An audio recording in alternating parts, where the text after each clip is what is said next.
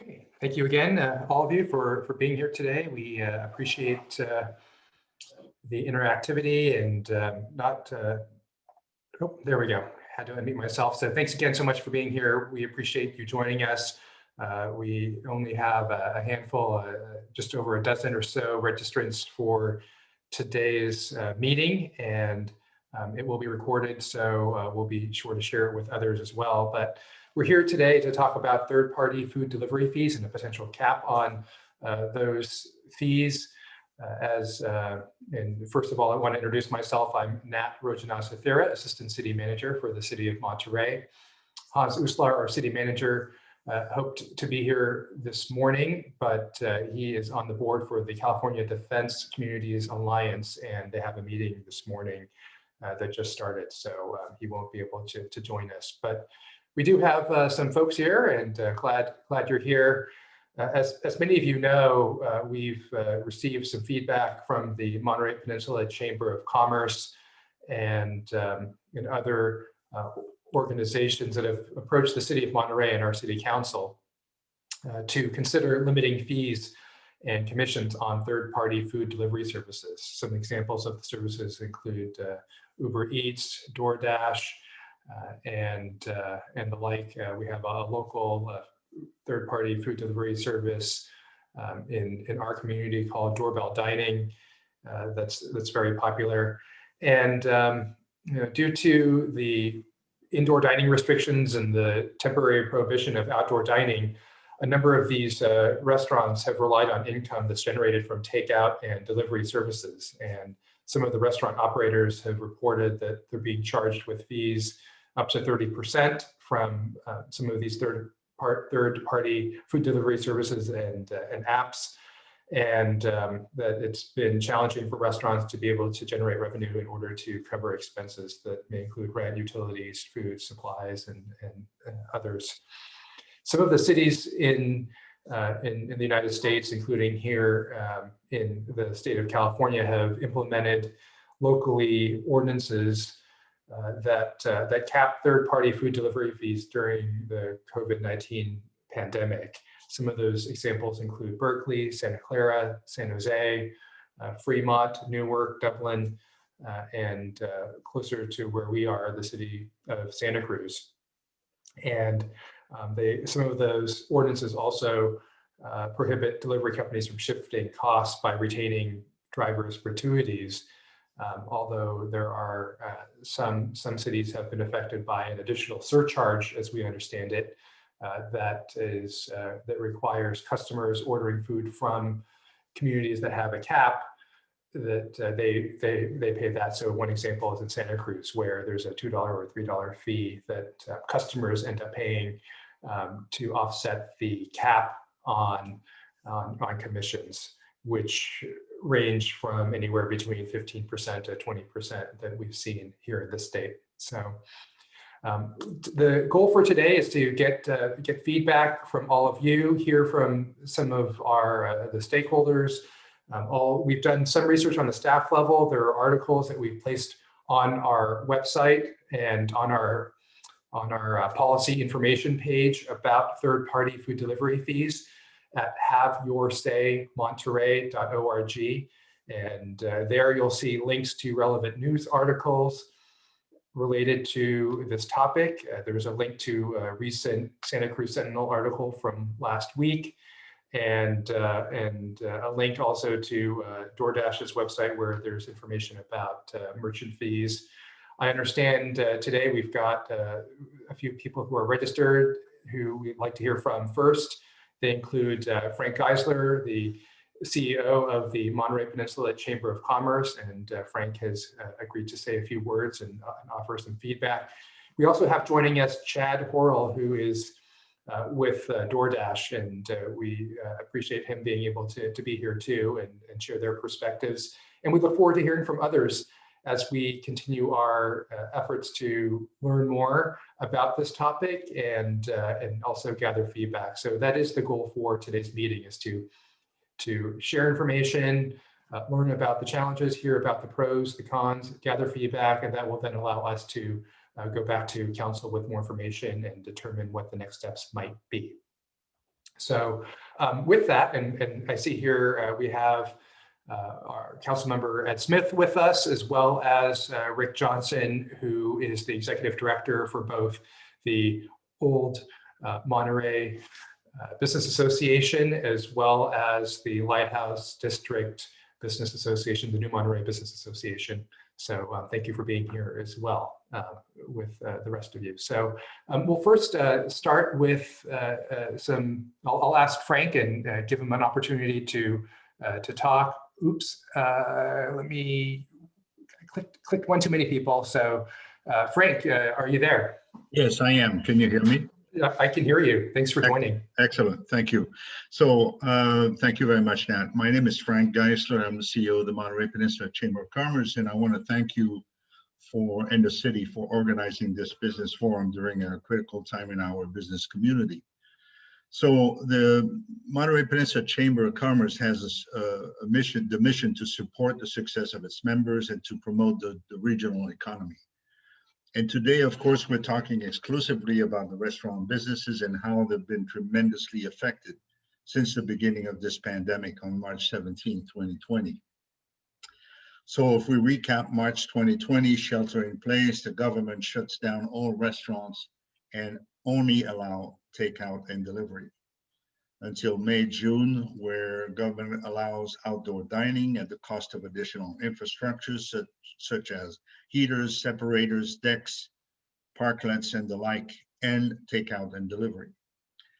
And then go back to December of last year, the government shuts down again all restaurant, no indoor or outdoor dining except takeout and delivery.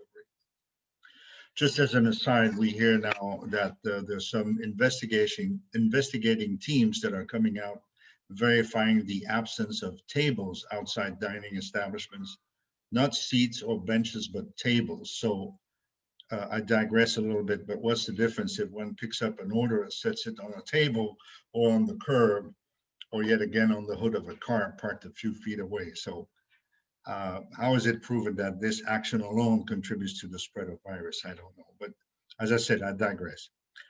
To sum it up, these government actions result in dramatic losses for the restaurant industry and for the businesses supporting the restaurant industry, such as meat, fish, produce distributors, paper, printing providers, and so forth. So their income is very limited. The fixed costs are still there to be covered: rent, labor, insurance, license fees, taxes, vendors, and more. And this thus creating a vicious circle affecting a lot of small businesses regionally. So I hear sometimes a counter argument spelling advocacy for a free market solution. And to me, it defies logic. Government created this situation and the patient is dying. So one does not say to a dying patient, go ahead, take an aspirin, come back in 2 weeks. It's time for urgent measures. And the emergency ordinance to put a cap on third-party delivery fees is one that the government must take. Think about maximum 15% during a pandemic, set up a sunset date like December 31st or whatever date you want, but make it temporary. The free market will dictate the outcome of the one who survives. And many small businesses won't survive in today's circumstances. So the cap will put a stent in the lifeline of that industry because it's clogged right now. I'm saying this: do the right thing, as many cities have. I recognize that third-party companies have done a few things here. They've successfully taken advantage of a market demand, but they've also, maybe with some exception, kept their commissions at pre-COVID levels. I hear that a provider offers a scale level of service, but the disadvantage is blatant and often declined by the restaurant. Third-party companies should participate more in the local economy. And in my opinion, they will likely survive or even thrive despite a temporary cap on their income. Today, in today's Herald, we saw exactly what their overall gross sales are. Uber Eats, more than $2 billion during the first 2 quarters of 2020. versus 1.9 billion for the entire year of 2019. And DoorDash, very good, 1.9 billion for the first 9 months of 2020, more than 3 times for the same period of 2019. So congratulations, you've taken advantage of a great market event, as capitalism should probably command it. I'm just saying that it's at the expense of the small business community, and particularly the restaurant and their vendors. So do the city of Monterey do the right thing, as many cities have done it, and I appreciate the opportunity to address this. Thank you very much. Yeah, no, thank you, Frank. We appreciate you chiming in both at City Council and being here and as part of this discussion.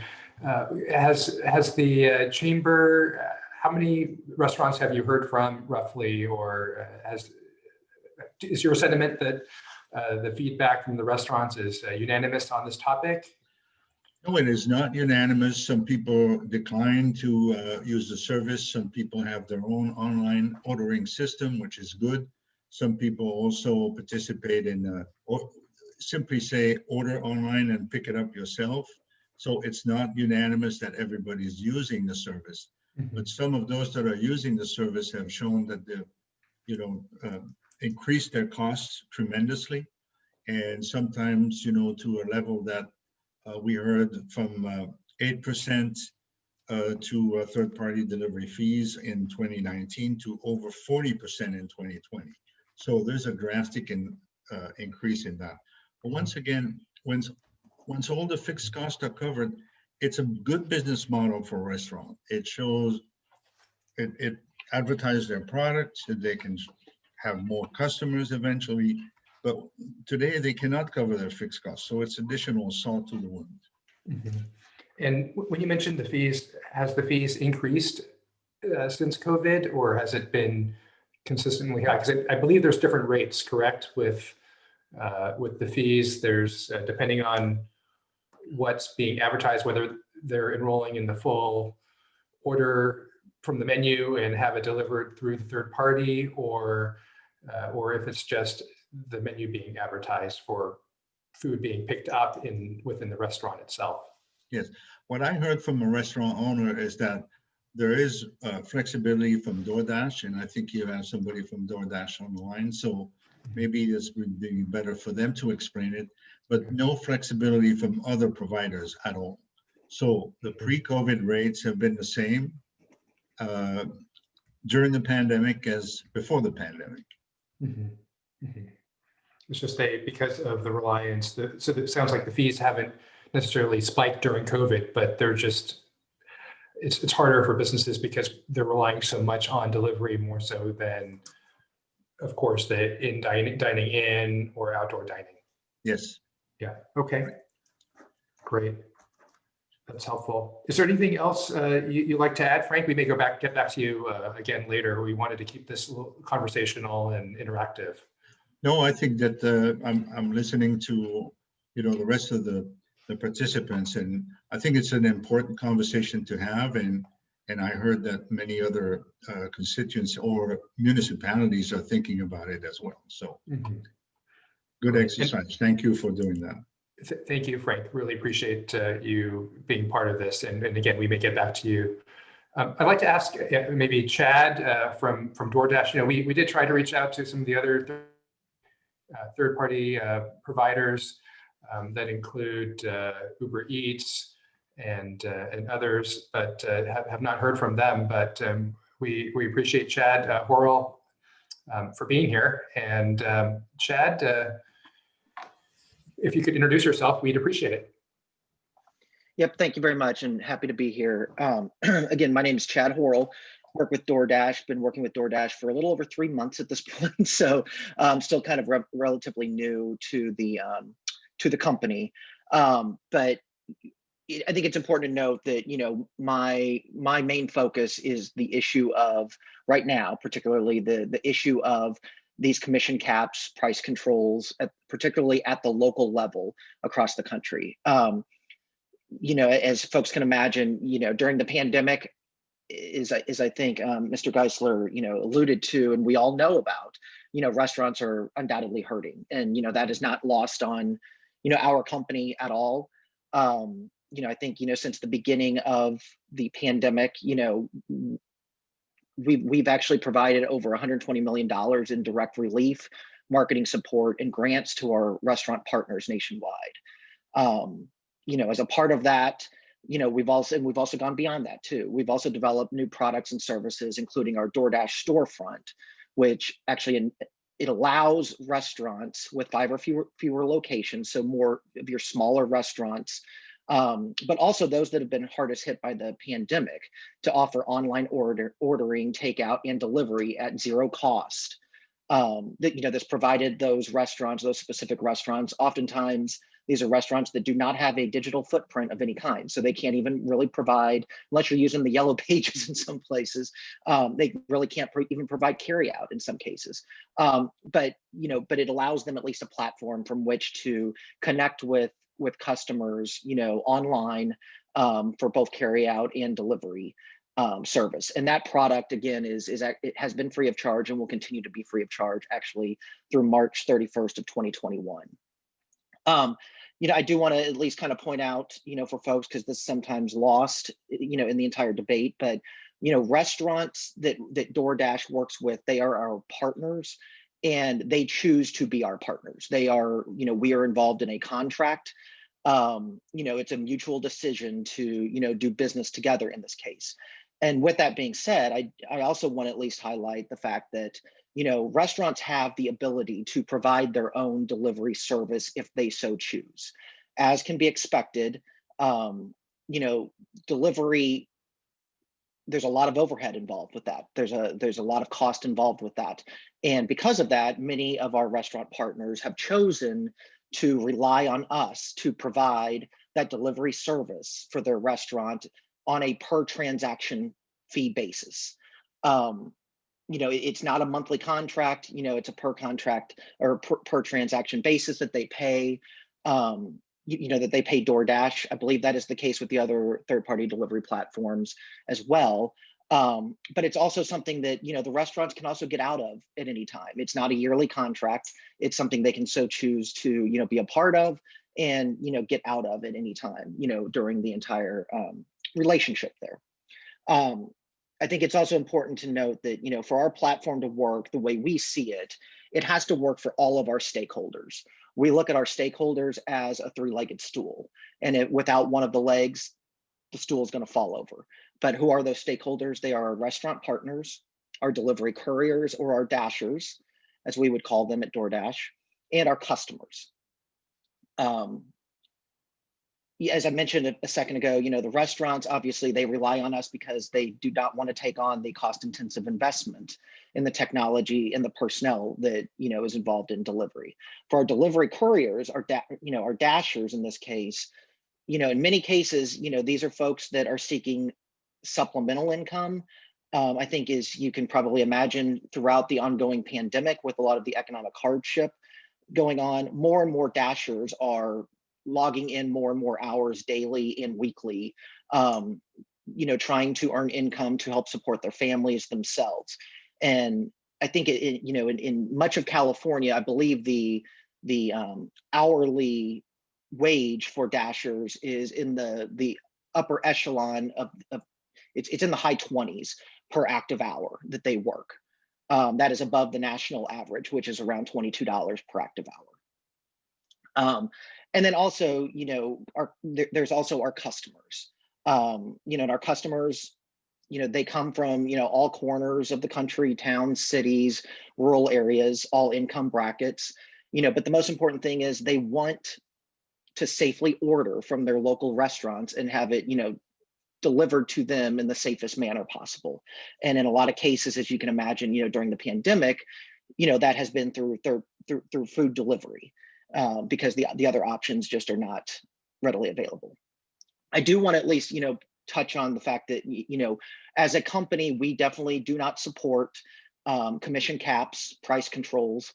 And the main reason for that is because of the unintended negative consequences that can come from that. It's important to note that, the way that our pricing structure is set up, getting in the middle of that, again, these are set contracts that are agreed upon between the restaurant and DoorDash.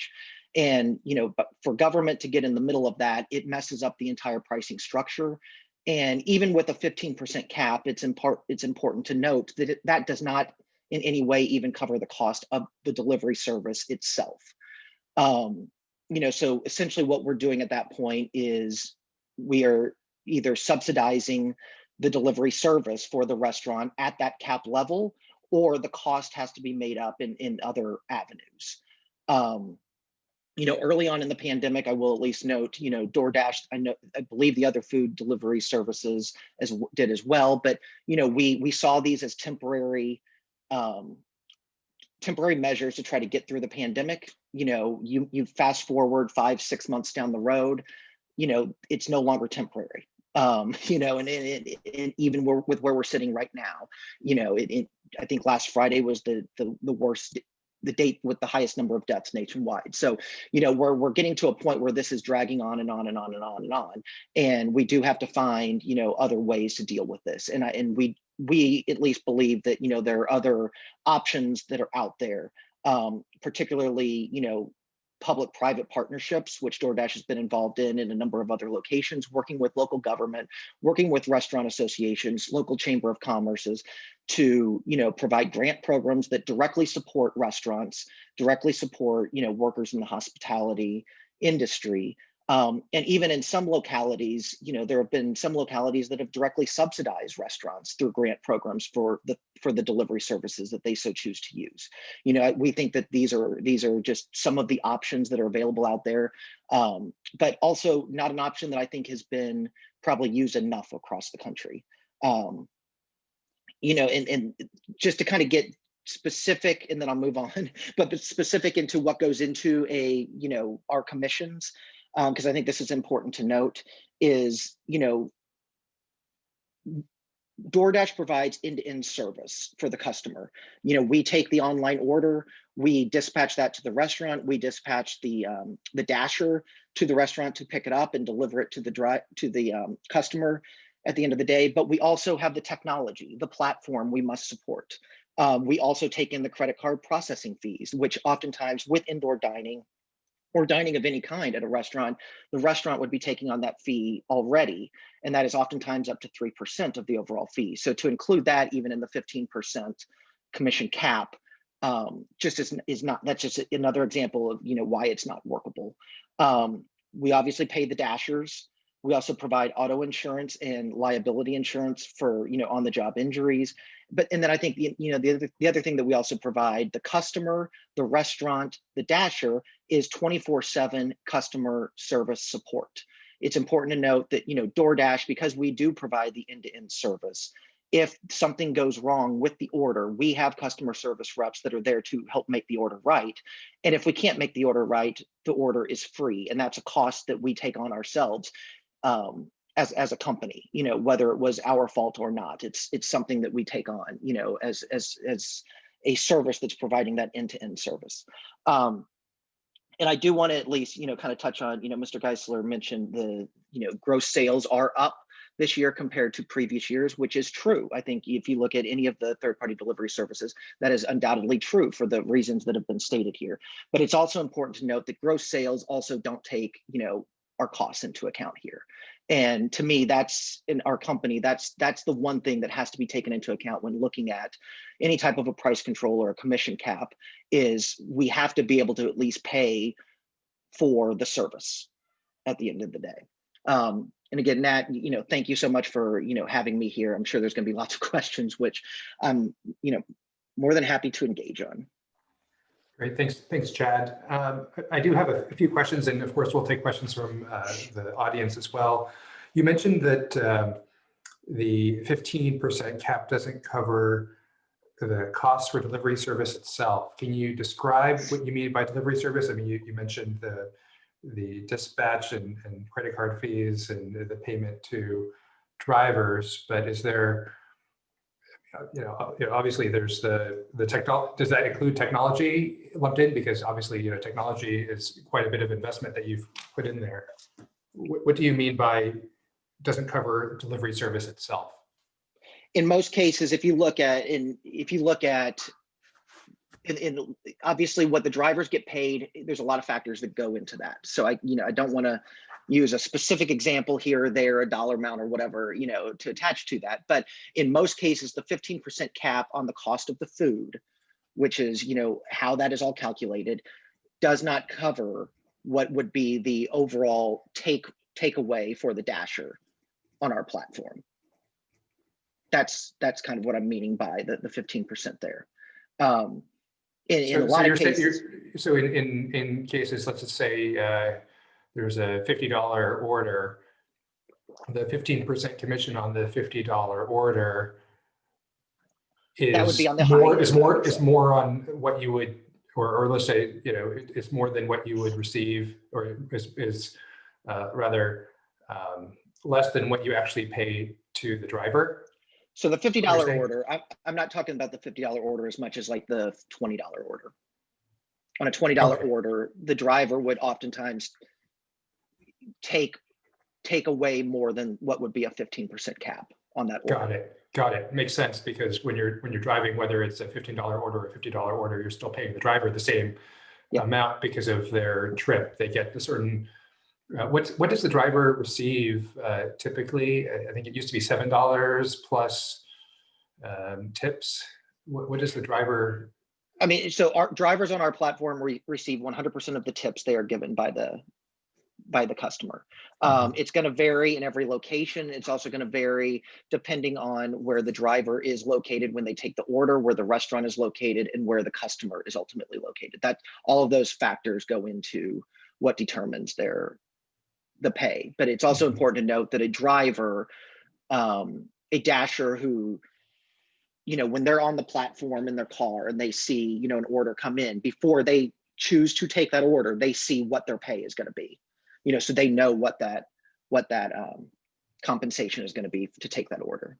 Okay. What the minimum compensation is for that delivery that they're about to make if they accept it. Well, it's the overall compensation. They see the tip, they see the whole thing. Oh, I see. Okay. Yeah, because the order's already been placed. Yeah. Okay. And in terms of, is there a flat amount per delivery that I know it varies based on geographical area, but here on the Monterey Peninsula, do you know what that dollar amount is for drivers? I do not know what the flat amount is. The only figure that I do know is it's in the high 20s of what they make per active hour. Okay, which is above the national average. Got it. High 20s, and that includes tips though, on average. Yes, that includes tips. Yes. Okay. Great. Which one nice thing is during the pandemic, people have been more generous, which is good for the dashers. Good. Yeah, as they should. And the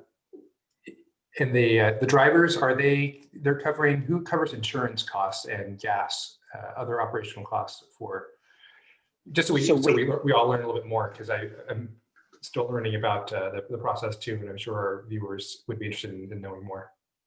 Yeah, so we do provide them liability coverage, insurance coverage for while they're on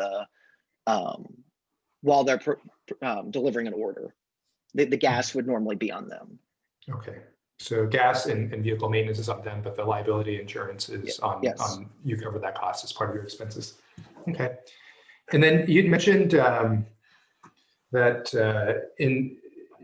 of course your company's position is does not support surcharges, but there are private-public partnerships as well as grant programs. Can you describe that and perhaps share if the city of Monterey would be eligible to participate in that, what that looks like? Yeah, I mean, we've participated in a number of different programs through the National Restaurant Association.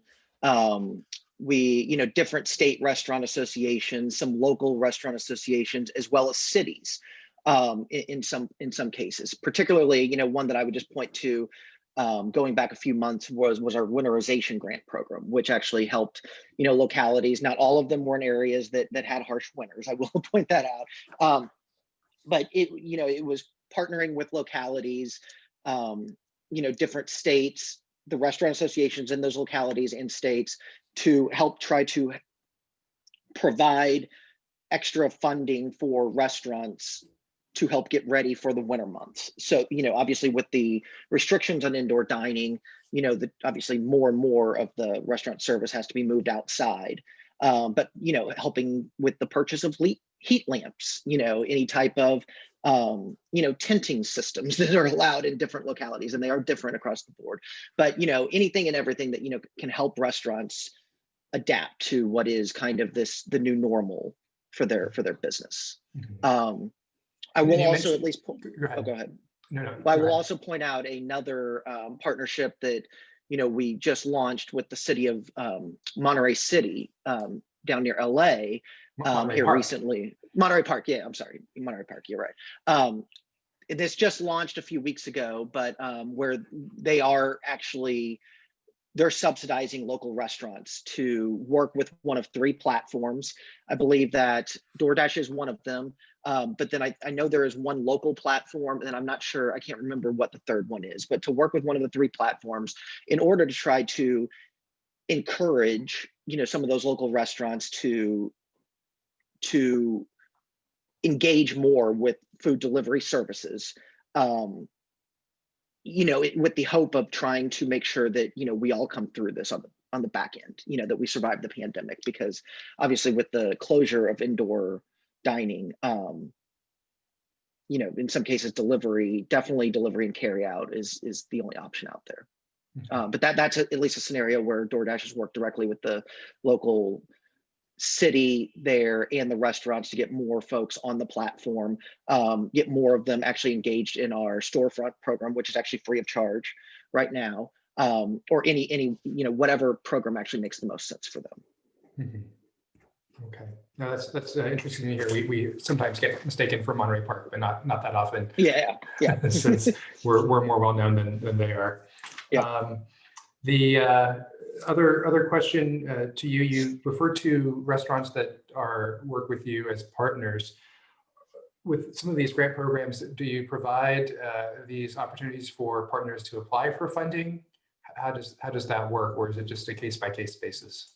So DoorDash, with all of these programs, I mean, we want to partner with somebody. Like we are not the ones I don't think in any case actually that I can think of off the top of my head where we're actually providing the funding directly to the restaurants. We're working directly with the local policymakers, local government, local restaurant associations to help kind of divvy up those funds. Mm-hmm. Mm-hmm. Okay. I'll hold off more questions because we do want to hear from others. Appreciate you, if you don't mind hanging on tight here, because we may have some more questions for you as well as Frank. But thanks again, Chad, for spending some time with us. Thank you. Yeah, great. Let's see. It'd be great to hear from other folks here who are on the call. We've got, it looks like I noticed some restaurateurs and others. Let's hear from Roshi. And if you could unmute yourself. Can you hear me? Yep, I can hear you. Great, thank you. Hi, thanks for the time. I'm just a local resident. I do work in tech and hospitality, so I have a unique perspective, I think, on all these things. And I don't know that I'm necessarily going to say anything new, but I'd like to reaffirm a few things that have been said by all sides, or maybe just present different ways of looking at it. I think that Chad did a great job of presenting some of the advantages of the businesses, and I think Frank's doing his job to advocate for local businesses.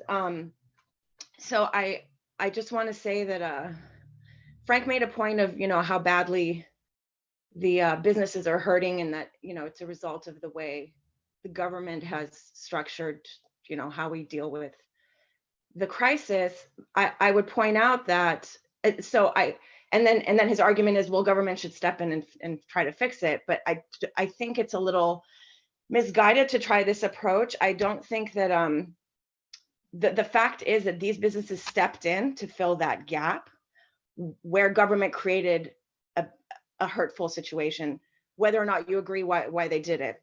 But the situation remains. But the fact is that these businesses stepped in to fill a gap and a need. and are providing a service. And I think Chad made a good point that, you know, they're providing a service to a lot of businesses that don't have the resources and infrastructure to provide that delivery service, you know, or it's sometimes even pickup on their own, whether it's digital or otherwise. I think that really can't be downplayed because they are providing a service. And I think it's tempting to phrase this whole situation as like somehow these businesses are taking advantage of restaurateurs. But Frank did make the point, and I think it's important to remember that there isn't necessarily gouging going on. It's not that this was raised during COVID, that these commissions were raised during COVID. And they are still providing a service that they have built, like, as you mentioned, to invest. They've built an infrastructure that supports restaurants. And like Chad said, there's multiple stakeholders. You know, if we're concerned about our community, these companies are also providing income to our residents who are making money on the side. And at this time, it's been a complete lifeline for so many people. And it's also been a lifeline for the customers because, yeah, it's a lot safer. Unfortunately, the people who are delivering are the ones who are, you know, on the front lines and at risk. That's an entirely different conversation. But the people who are ordering at home, they are getting provided a more safe way to eat meals and support those restaurants. So I think that that's really an important thing to note. And it's not that these are just gouging companies taking advantage of a situation and, you know, sucking random fees for not even for, it's not like they're sucking fees off of something that's already existing. They're providing a service.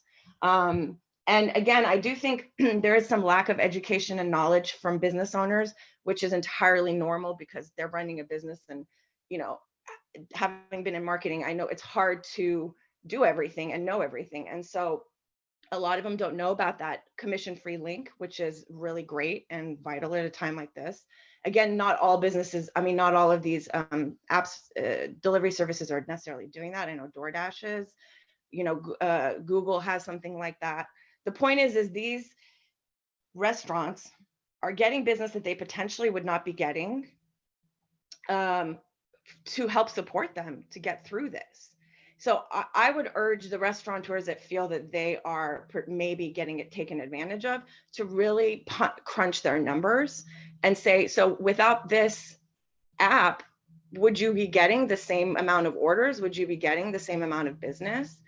And, you know, paying that commission fee to them on something that you otherwise, like, if they weren't getting that business, they wouldn't be paying that fee. And so to me, like, that's kind of circular logic that doesn't necessarily pan out because you wouldn't have to pay the fee for the additional business, that you wouldn't have the additional business. And it is so incremental right now. The survival line for everybody, restaurant workers, everybody is so like razor thin right now that those additional amounts of orders and business that they're getting could be the difference between life and death. And I'm not sure that a lot of businesses that have actually crunched their numbers that clearly. I think that everyone's hurting right now and everyone's frustrated, and it's possible that, you know, a lot of restaurateurs are maybe just turning their ire to this because they think, well, it's something we can legislate away. But I don't think that that's necessarily the right approach. I will say that I'm, you know, I classify myself as progressive. I have a lot of issues with tech industries. So, and, you know, Frank brought up free market things and, you know, all of that taken into consideration, I don't think that legislating in this respect is the right approach, not to mention the fact that all of these companies have slightly different structures and systems, the way they do things. I mean, there's similarities, obviously, but then so you legislate one standard thing, and then how are you going to compensate for the variances in the market? So, you know, and just one other way to look at it is, I would urge the restaurateurs to think, well, what if as a resident, we started clamoring that the city government puts a cap on how much charge they can put on food?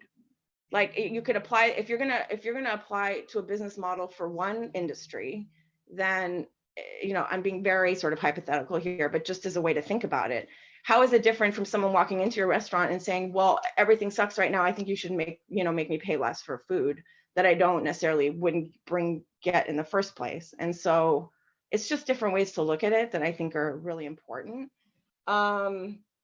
I think those are my main points. I just want to, let me just check my notes real quick. Yeah, I think that's pretty much my point. I urge businesses to, learn about those no commission links. I do think that they're really important and a lifeline right now. Yeah, can you share, Roshi, thanks for joining us and providing your perspectives, very insightful. Can you, it sounds like you know a little bit more about commission-free links. Can you describe what that is based on your knowledge? Well, that's just what Chad was talking about. So at the moment, I believe that DoorDash calls it a storefront, and I don't think necessarily all the businesses, all the app providers do this. DoorDash has storefronts, and Google right now is offering something called their ordering.com app, which is also commission free. So it's kind of a competition, it's a marketplace competition between these different companies. So in a way, the marketplace is working well. Businesses needed commission free options. Google stepped in and did that. And then, and Chad will correct me if I'm wrong in the order of how this happened, but, and then, DoorDash stepped in and also offered it. It may be temporary, but the point is eventually, hopefully all of this nightmare is temporary anyway. And basically it provides a link that businesses can put on their Instagram, on their Facebook, even on their website, that goes to essentially what looks exactly like the DoorDash app, but it provides them the ability to order and to pick up and delivery without the business having to pay the commission.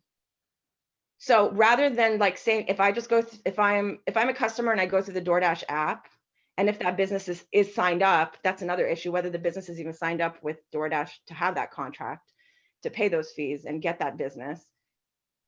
If I go through the app, I do it that way. But if I go on the website of the company, or I go on their Google business page, for example, you could post it there.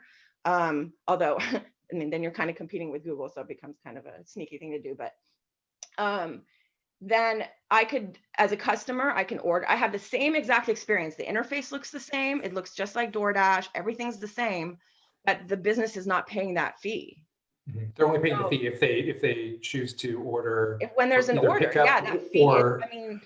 Or if they choose to have delivery through, or they just list the restaurant but not actually have a complete delivery option. Right. So the difference is the entry point. The difference is whether if you're going directly through the app, then you have the main commission structure. If you're using this link that creates basically a link to like a shadow site, DoorDash site, that can be used by the business on their website, on their social media, Instagram links, everywhere that they want to market it. In their email links, they can send it if they're emailing their customers, marketing newsletters.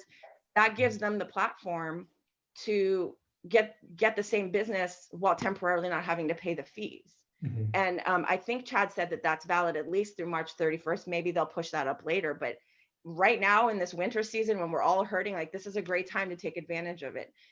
And leverage their businesses can leverage their existing, their existing marketing outlets, their existing followers who already are loyal customers, mm-hmm. and say, hey, you can do it easier. We don't have that. This is the other thing. It's like businesses aren't paying and creating the infrastructure for their own delivery drivers.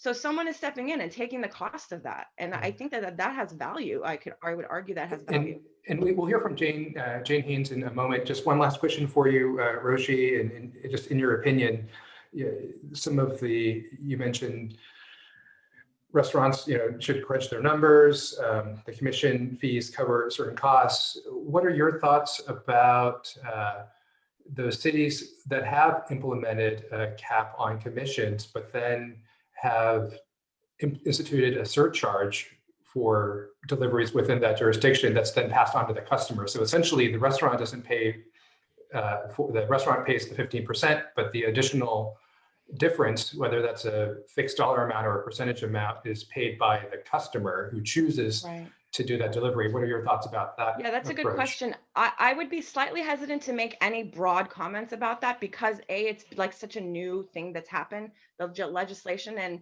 you just don't know the negative, or for that case, the positive externalities that are more long-term. I mean, even within a 6-month period, we don't have that kind of data to see what the effect is. I will make the point that essentially what's happening is, Chad said it's a 3-prong stakeholder system. So essentially one stakeholder is shifting costs to another stakeholder the effect that that might have on business ultimately has yet to be seen. I would argue, I mean, I don't know that I have a negative or positive argument for that particular shift in general, but I would say if we have an entire population that's so underemployed at the moment, is, you know, shifting the cost, the added costs to them, like just as an extra fee, I would argue it's probably a deterrent to customers. You know, I use certain apps over other apps because of the differences in the fees. Like I have to say, I am a kind of a loyal DoorDasher because I find that they have good deals. And I don't end up paying as much as, I swear they're not paying me to say this, but I don't pay as much as others. You know, it is different where you live. It depends on, you know, Santa Cruz is different. That's the thing. It's like all these externalities of location, local labor market, local gas costs, all of these things matter.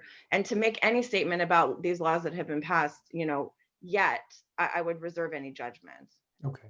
Okay, super. Well, appreciate your input, and Thank you for thanks. your time. Yeah, no, thank you. Let's hear from Jane Haynes. Hi, Jane. Thanks for joining. Can you hear me? Yep, I can hear you. Okay, great.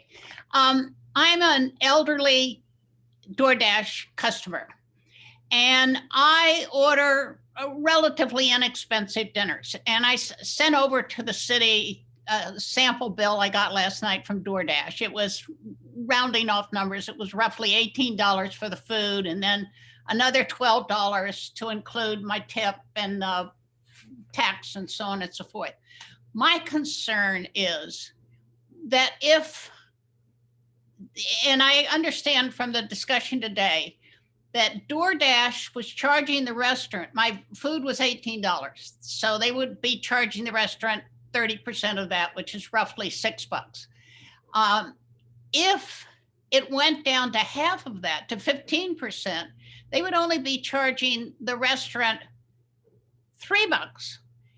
And I don't see how they could provide the service to me for $3 plus the other charges that were put on the bill. So my concern is that it's either going to make DoorDash not deliver meals unless they're pretty expensive, you know, $50 and higher, or, well, that's just it. Or that DoorDash just might not offer services to someone like myself if they can't charge 30%. So that's my concern, and I'm interested in hearing anyone's opinion about it. That's all. You know, thank you, Jane. And do you rely on DoorDash often, or how often, if you don't mind sharing? No, that's fine. Maybe once a week. Okay, great. And typically, are you finding that you, as a customer, do you order from Monterey restaurants or? Yes, I live in Pacific Grove. I order from a Monterey restaurant all the time. Okay, and okay.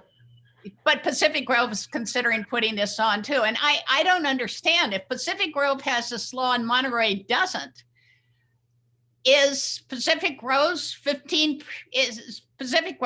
law going to apply to the Monterey restaurant that I order from? I can't figure that out. Yeah, my understanding, so Pacific Grove, and I just learned this last week, is considering an urgency ordinance, and it's on the agenda for tonight's council meeting. So if council approves the urgency ordinance, it would go into effect only for restaurants that are based in Pacific Grove, not in Monterey. So even if you you live in PG and you order from a restaurant in Monterey, and thank you for supporting Monterey business, it wouldn't be affected. Okay. Yeah. That seems important, I mean, to the PG business community, because I would wind up only ordering from Monterey restaurants if DoorDash can't make any money from Pacific Grove restaurants. So that seems important to me for Pacific Grove. Right. Well, thank you, Jane. Anything else you'd like to add before we go on? Nope. Okay, great. Thanks again, Jane. Let's see if there's anyone else who would like to say a few words. And anyone else, please raise your hand. I don't know if whether Frank or Chad have any final words. This invitation for you to say a few words since we're wrapping up here on the hour. And oh, I think Jane wanted to say something else. Jane, was there something else you wanted to share? Yes, I wanted to ask, where on the Monterey City website is this information? Our council is going to be considering this tonight. And so I would like to know where they could get you said there were articles, and particularly this discussion, which I found extremely helpful. And so where on the Monterey website would I find that?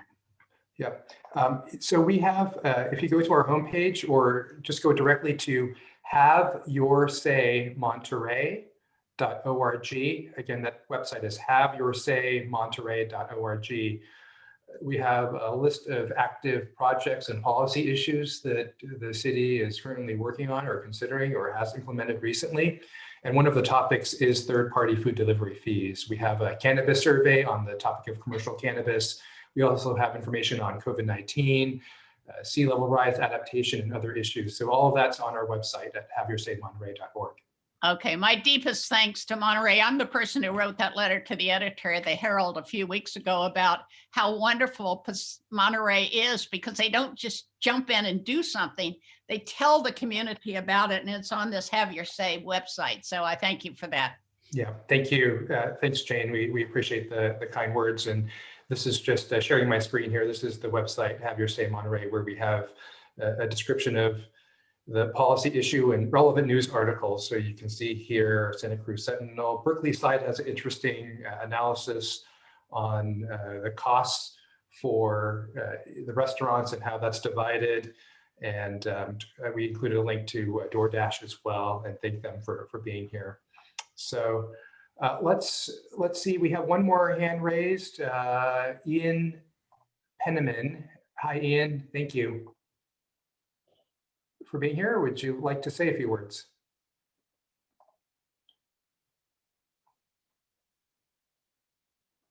Just you may have to unmute yourself. There's an unmute button you should be able to click on your screen. Got it. There you go. There we go. Yeah. Hi. Ian Penniman, Melville Tavern, Monterey. And I do use DoorDash as my primary third-party delivery. We're in the more of the commercial zone off of Alvarado. Our business has really depended mostly on more of a word of mouth, local clientele.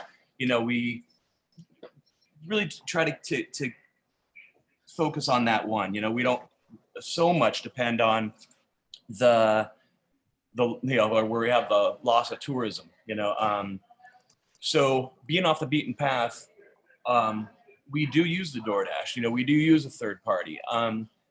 I was originally approached with DoorDash with the business model as that 30% commission would be the 30% of my labor costs that would go into a server taking a table, busser wiping a table, serving waters, coffees, you know, the operations inside the restaurant. And it really did make a lot of sense to me because we had the exposure. It was a big help, you know. So we're about 20% of our business was going to take out through the website, you know. And then with the pandemic and the open close, and you know, not quite sure how to translate our business into the best business model and be able to survive. It's all kind of flip-flop now, where if I looked at my model and I took 100% of what I spend and I take, you know, 30% in my food and beverage and 30% of my labor and 30% of my operations, that per se, or there may be a chance that there might be 10% left over for emergencies, for just basic out of my control costs, and then what's left there. So of that, when I look at the 30% now, where before it made sense to me with the payroll, you know, deduction, I go, okay, yeah, the 30%, no problem. Well, now that 30% is coming off my bottom line, and I'm trying to figure out where to crunch the numbers. I have been looking at this, you know, and As far as takeout and delivery, I've had to embrace that this is the way it is. I've looked at my numbers, and whether I'm open or closed, I'm going to lose the same amount of money. Now, on my level is that I have 20 employees and their families that I'm trying to take care, that I'm responsible for. And in doing that, I'm not going to close the restaurant because I value my people, and I value my business. I'm in hospitality. I value my customers. And when I look at the model of what I was doing before and what I'm doing now, I am losing no money, no matter what. And I have tried to I've made phone calls. I've given email to my third-party carrier. The first time I made a phone call, saying, "Hey, there's got to be something." I have a friend in Southern California, and he's got 6 third-party things, and he was able to work with DoorDash and got, this is before the pandemic, but he got them down to 10%. I don't know the details on that at all. But it was just something that raised my eyebrows. Like, oh, there might be something I can do. So when I made the phone call to DoorDash, I said, yeah, you're actually eligible for a reduction in your commission. I'm like, oh, super. And so then a week goes by and I hadn't heard anything. And I called again. I said, hey, I understand that I'm eligible for a commission reduction. And so they take on my information again. And I go, I'm just curious. I go, it's been a week. I go, when are we going to talk about this one? And the answer that I was given was 4 to 6 weeks, and I was frustrated because the 4 to 6 weeks for them to take care of me as their customer, as Chad said, that leg, I take care of my leg in 12 minutes. I'm held accountable to take care of my customers in 12 minutes, yet I'm asking for help and I'm asking for a service and to be that third part of that leg, to ask for some help. And it's 4 to 6 weeks is too late, and so I was hoping I could prioritize. Hasn't happened. Now, I can, on the flip side, give a lot of positive. Now, I am able to keep employees on. I do have my employees working. Half of them are on unemployment, the others aren't. So we are able to do our part there. I've taken advantage of the storefront. It is cool. So that puts it on me again as the business owner. Is Instagram, Facebook, getting the word out there. When we do have our Door Dashers, I do try to pass it on to those customers to let them know, hey, next time you order from us, order through our website, and I understand the back end of that, and I'm really doing our best. So we were at, it was 100 orders for the week. So, and 77 of those were new customers. Now that's such a positive in my eyes, we have 100 new people or 77 new people this week who haven't ordered from us before. That does help the business, the cause, my employees and such. And then 22 of those were repeats through DoorDash or through the storefront. DoorDash has stepped up with the 0 commission. I do appreciate that. And then from storefront, another phone call I had made, I said, all right, well, this is another one where my employees this is hospitality, restaurant workers, we work for hourly plus tips. And with the storefront, as they pay online, I had asked them, I said, well, you do regular DoorDash, it gives almost a mandatory tip your driver. And what I've asked about storefront is there's not a mandatory, it's not an option at all for when they pay on credit card before they come pick up their food here from the restaurant. There's no option there to take care of their server there at the restaurant. Grubhub does do that, and I've tried to take advantage of that one there too. But I think that doing the homework and taking a look at the bigger picture. There are ways to get around the frustration of going, geez, 30% of my, the way in the big picture, like, man, 30% of my business, but I do understand it's not 30% of our business. It's that other 70 is keeping us going, but I think mostly, like I said, it's keeping my employees working, employed, busy. I think this whole thing, getting cooped up, staying at home, probably the worst thing. At least we're up and out and, going to work and seeing faces and socializing a little bit. I mean, and it's not an if, but it's a when we're going to get back to normal. So if I could ask the third parties, just like, this, I don't think it has to be a government, a vote so much as the government doesn't really have to take charge of this thing. It's where I see that model where Chad said with the dasher, the dash, the customer, and the restaurant. The dasher, the dash is making more money, and that's a good business model. The customers are spending more, definitely because it's safer. We're trying to protect ourselves. And unfortunately, in this model, the restaurants are losing more, and that is not a stable chair. And what I would ask is that there's just a little more of a push in accepting that during this time right now, because here in the Bay Area, is just during this time right now, we just need a little help. I'm not looking for a new law. I'm not looking for anything more than just give us 60 days and drop it to 15, and just like help us for a minute so we can get through this thing. We're all, PPP is around again now, so we can all apply for that. There are grants out there that I've applied for. There is help that I think that, and I know that we're going to push through this thing, and we will be okay at the end. I'm not just going to give up, and I'm not done yet. I have so much passion and love for this business. I just wish that just somewhere there's a little tweak, we can balance it. Now, I did also, there was a way, and for others that are listening, there is a way through DoorDash, I got an email and it let me apply for a different tier of what my commission is. So I was at 30% with a $2 delivery fee.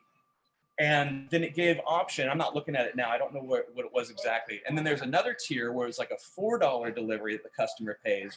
And then it drops me down to, I don't know. I think it's 25%. Or I can charge the customer $6, and then my commission now drops to 15%. And so that's the one that I signed up for. However, I am now pulled off the front page of DoorDash when people are searching for restaurant. I'm not prioritized. But and you're not prioritized because it's you have a $6 fee. It's a different fee structure. Yes, the customer is going to pay the $6. I'm going to get a less commission, but then I'm not prioritized on DoorDash's page. That's how my understanding is. And it hasn't hurt. So far, we're already January. It's just a slow time of year anyway. The pandemic is to me is almost secondary. Because it's already January. This time of year for restaurants, we're already slow. And man, the pandemic does not help. So if there are other avenues that we can actually get some help, I do believe it's only temporary. And if those third parties could just actually step in from what they're doing, because I really appreciate having it. My hands are tied. I'm not going to cut them off because I need the business. I need to know that my employees are taken care of, that the community, they like our food. Like my employees love working here. I love doing this. I just want to see that balance, and that's where it is, where that chair model, some balance, and that's really what I see. That's a great analogy, Ian. And appreciate that analogy, and that it sounds like you really do rely on these third-party services, but like you said, you need a little help, and maybe it's not the end of the year, but you threw out there 60 days or some type of time frame that gets you through. Yeah. I understand that. Yeah. You know, on a personal note, you may have seen that, you know, I forgot I was sharing my screen. I was looking at your menu because it reminded me of the great pulled pork sandwich that I had at Melville Tavern last year. So really appreciate you choosing, you know, as all restaurant owners and business owners have, choosing to operate in the city of Monterey. And we appreciate the fact that you're trying to keep your business afloat and keeping half of your employees employed. So We'll be here. We appreciate that very much from our city. Yeah, so thank you all. This is a really good message, I think, to everybody. I appreciate you guys putting the time in and doing this today. Yeah. Thank you, Ian. All right, let's hear from Jeremy Matthias, if you could say a couple of words, and we're going to be wrapping up here in the next 10 to 15 minutes, and a couple other questions I just saw in the Q&A. So. Sure. So this is Jeremy. I'm a restaurant owner in Monterey, and you know, I'm a big proponent of the cap on commissions, and I'll give you a little bit of background why. So really, this right now we're talking about the survival of the restaurant industry. I'm sure a lot of people here have noticed that many restaurants across Monterey have already closed, and we're fortunately we're still open, but we're struggling to survive. You know, we currently employ 15 people. We've received some PPP funds, but we're losing money every day, and we're just at this point trying to come out on the other end.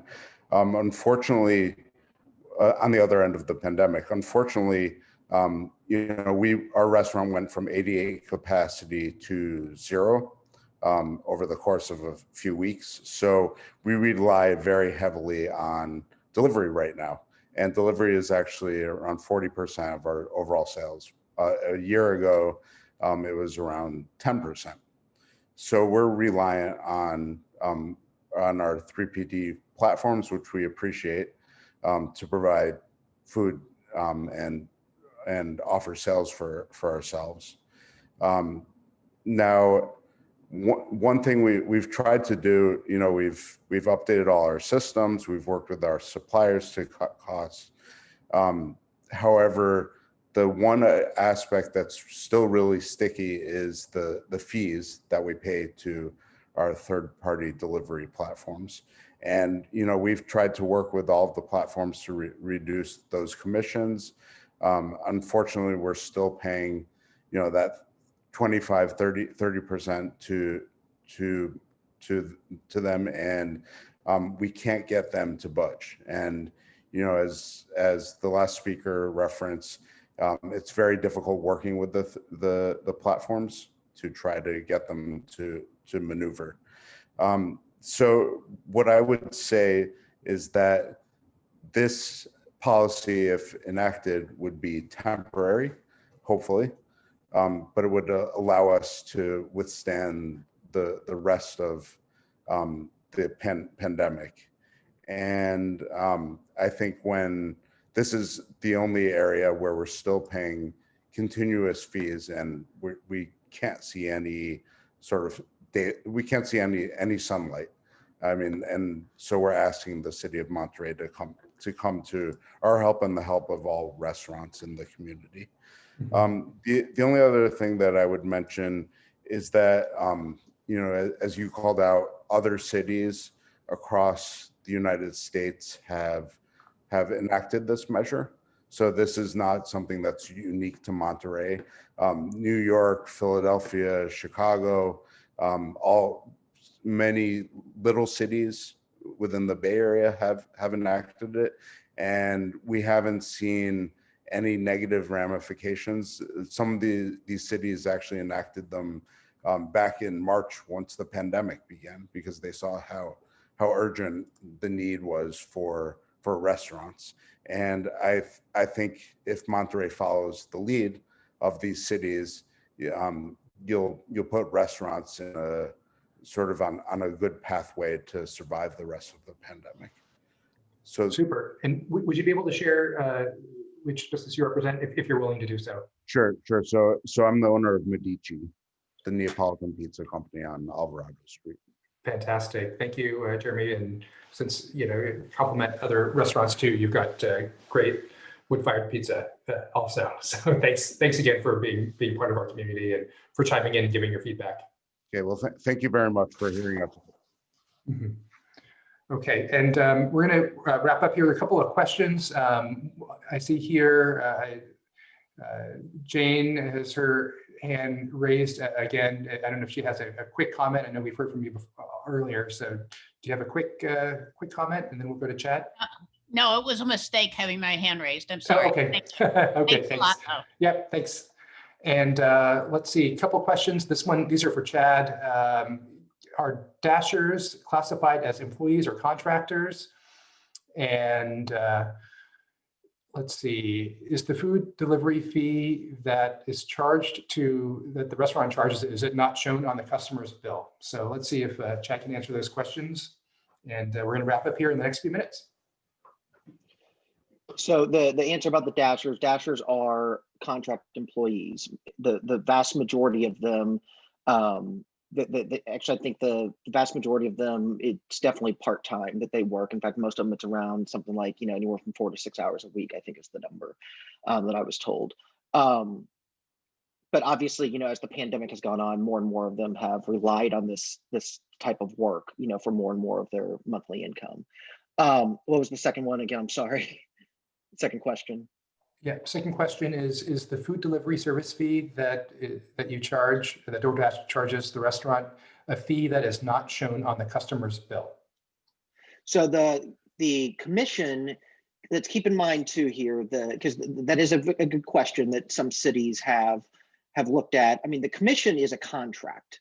That is a contract between a restaurant partner and DoorDash. Our view is that contractual information should probably not be available for third parties. So the answer is it is not currently on receipts for that reason, and that reason alone. Obviously, that's a legal issue in some cases, but that's the reason for that right there. I do at least just want to, Mr. Matthias, one comment that he did just make. I don't want to. I just want to highlight the fact that in some places, where there have been caps, some of that cost has had to be shifted onto the customer. As you can imagine, to cover the cost of the overall service. As you can imagine with that, as fees increase, volume drops. And, anywhere a $1 to $2 fee can decrease volume anywhere from 5 to 10% over the course of a month based on our records. That's 5 to 10% less revenue for the restaurant, 5 to 10% less pay for the Dashers overall. So that's one of the major unintended consequences, that we see from the commission cap.